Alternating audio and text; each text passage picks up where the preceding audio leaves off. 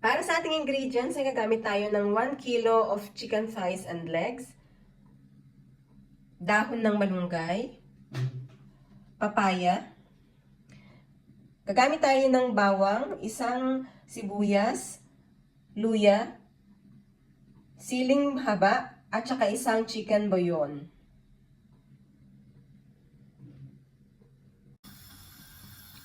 Gagamit tayo ng 2 tablespoons of oil.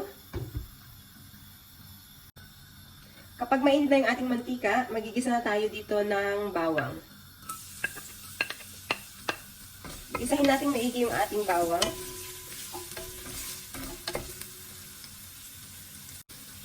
Kapag lumabas na yung aroma ng bawang, ay susunod na natin ang ating sibuyas.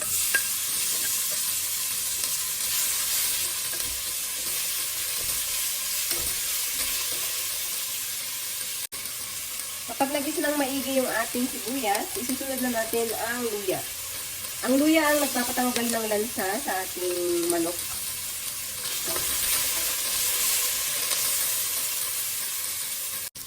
At pagkatapos, kapag nagisa ng maigi yung luya, ay lalagyan na natin ang mga manok. Isahin lang natin maigi yung manok, yung parang prito-prito na para mas masarap. Lumabas yung sarili nitong mantika.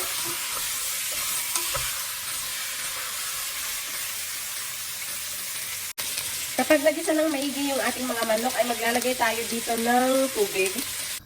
Depende sa inyo kung gaano kadaming tubig ang gusto nyong ilagay. So sa akin ay maglalagay ako ng 1 liter ng tubig.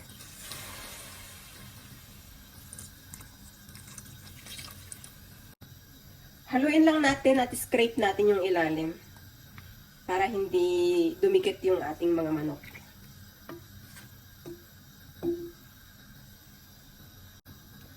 And then ang susunod natin ay maglalagay tayo ng paminta.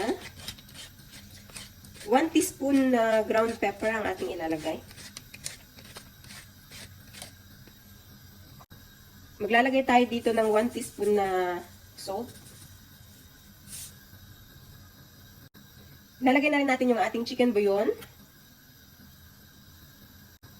At pagkatapos ay papakuluan lang natin ito hanggang lumambot ang ating mga manok. Around 30 minutes at ay malambot na. Pagkatapos ng kalahating oras at malambot na ang manok. So ayan, malambot na yung mga manok natin. Ilalagay na natin ang ating papaya.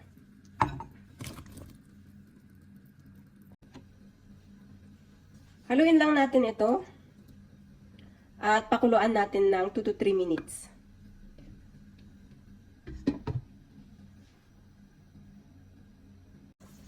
Kapag kumulo na, itikman natin para may adjust natin kung ano yung lasa. Para sa akin ay tama na yung kanyang lasa. So, nasa sa inyo kung gusto nyo mag-add ng salt or pepper. Malapit nang maluto yung ating papaya, so ilalagay na natin ang ating siling haba. At ilalagay ko na rin ang ating dahon ng malunggay.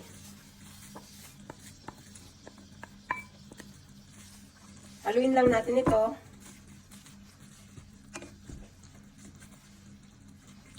At hayaan natin kumulo ng another 4 minutes.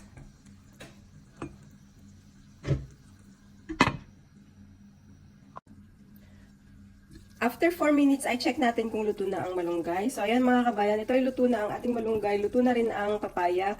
Ang sili at pati ang manok ay malambot na. So, ready na ang ating napakasarap na tinola.